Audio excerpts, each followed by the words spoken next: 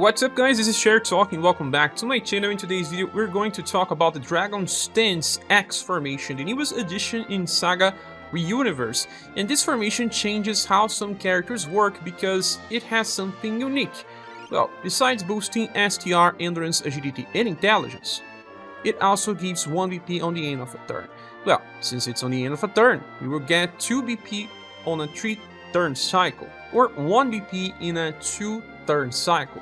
That can change how some characters operate, and it's just kind of part of Anya's kit. Remember, Anya is a character that got released alongside the second version of Lian, and she has this passive that gives plus 1 BP on the start of a round for all surviving allies. But she also gives then 1 BP before this fight even starts, so this is still unique to Anya, and you can combo Anya with the newest formation for some interesting results. But then, this formation was actually made so that solo strategies are better, because, well, on the first slot you get a boost to STR, agility and intelligence. Those are 3 offensive status. We are missing out on dexterity, so characters that we use dexterity as a base will not work well here and should use different formations, especially with Anya. But here we'll be talking about characters that will benefit from the boost as well. So, the other slots don't get much.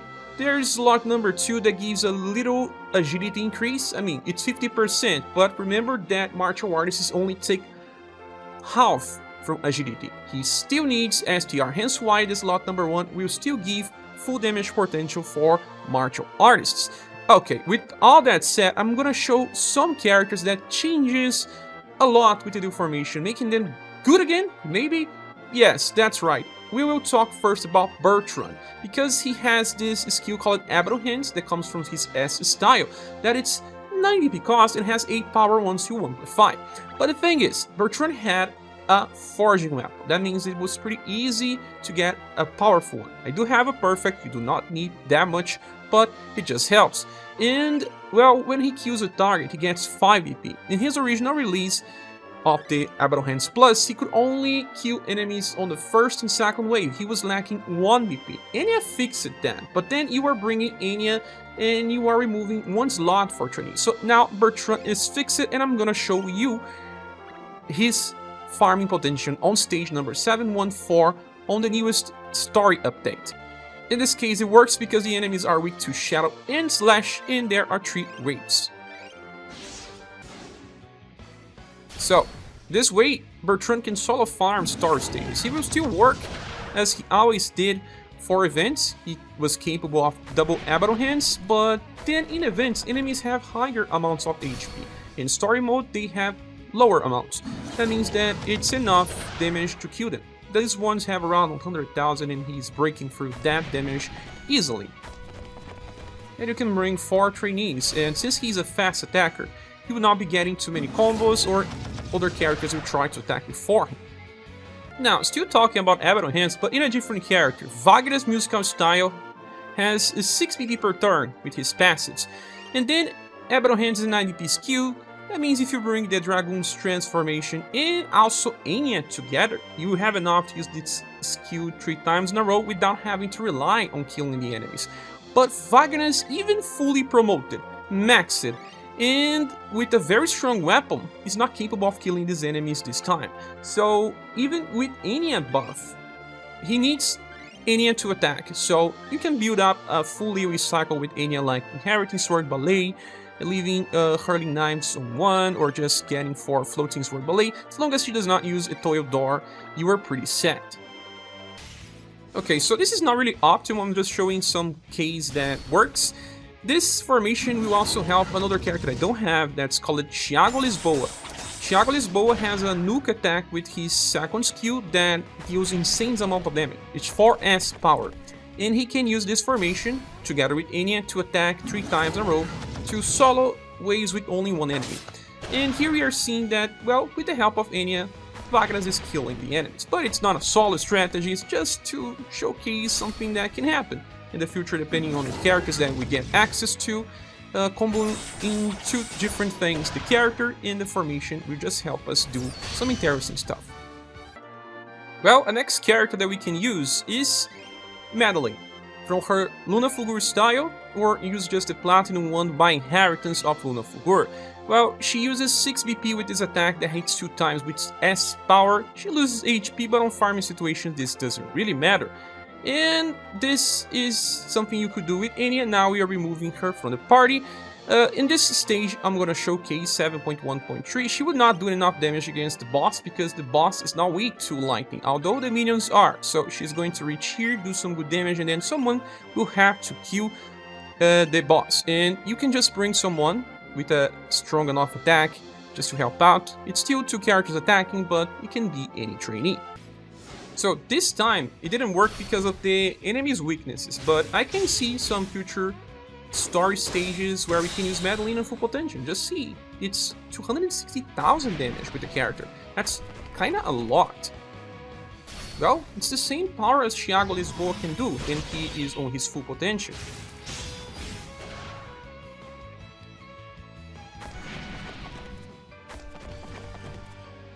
Now, she has 1 HP.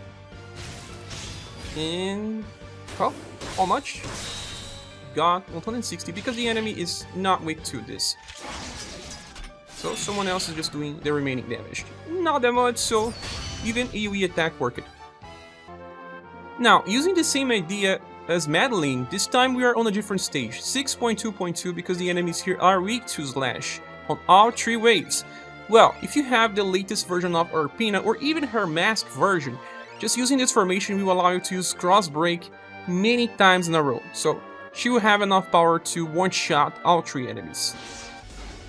Okay, in this situation, I'm bringing the Remembrance's Word, so the damage will be pretty insane, just like Madeleine was using the Remembrance's Word as well. Let's see how much damage we get with cross break. Well, this got a combo, so not real damage. Let's see on the second wave what happens. She regains 1 BP by each hit, and on the end of a turn she gains another one. Well, that was 230, almost 240,000. Pretty close to Madeleine. But Madeleine was hitting an enemy with an even higher weakness. So, can solo some star stages with ease. And yet another example is UDX Silver. She gets BP by attack and she already has a chase attack.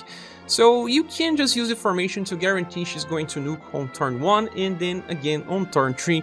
So inherit Vandalize plus, and she's not going to do much damage on the second turn. You're going to need help, but that can be interesting for some stages. So we are back on 6.2.2.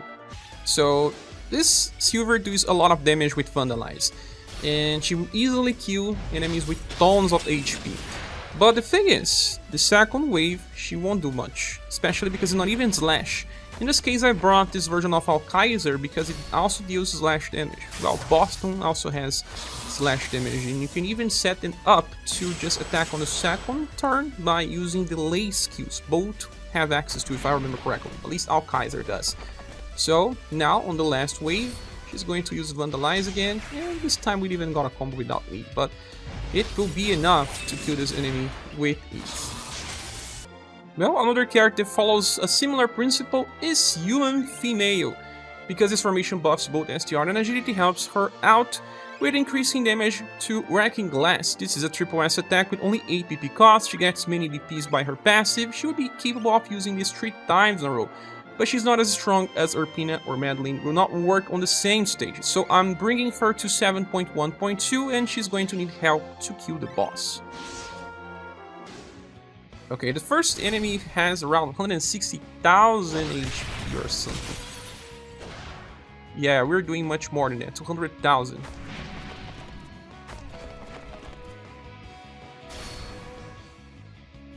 Now, how much again? This enemy has a little, no, similar. This boss has 230,000 I guess, so you will need more. But I do believe some stages may work. It's just that this time the star stages are very buffed.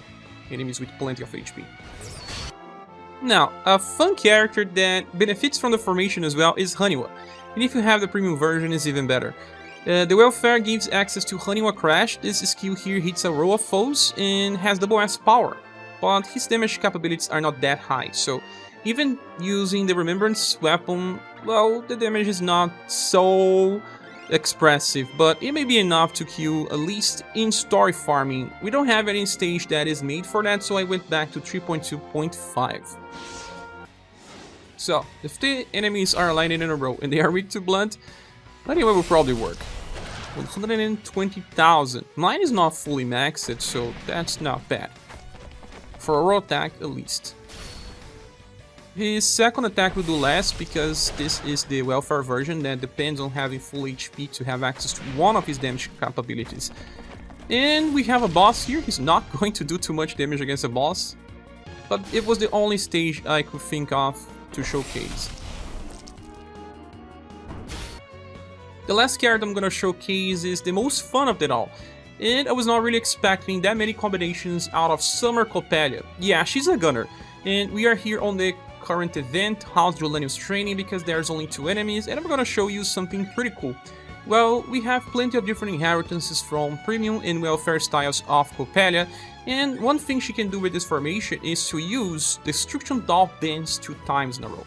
She can also use Overspear Launcher, but this skill is gun-based, so it's not gonna work so well, since you are not getting the 50% increase in status. But Destruction Doll Dance 2 times in a row is insane. It's gonna do a lot of damage, but you need to kill the enemy because, remember, she gets 3p when she kills. And you can also just use something else. You can get the Maximum Punch and use 3 times in a row if you want. Just increase Overspear Launcher BP cost. And in normal formations, she can already use Ultra Earth Shaker 3 times in a row, but you can also use this formation if you want. And that's it. Those are the most interesting combinations. Now, one interesting thing is that since Coppelia is going to use a martial arts skill, equip her like a martial artist. Okay, I believe this attack would do like 250,000 damage, but we'll have to see. 265,000? Well, I think my Coppelia is fully promoted and fully trained as well, so that is really impressive damage. If there are only 2 waves, this is one of the highest damage potential right now in the game. Yeah, with a gunner in a new formation. So, I guess that's it, guys. Do you use different characters also benefiting of this? Please share here on the comment section on the Reddit post. Thank you so much for watching. Please subscribe if you haven't. If you want to support the channel, there are links on the description of the video. Don't forget to join our Discord server, where we talk about SaGa and other JRPGs in general. Hope to see you soon in the next video.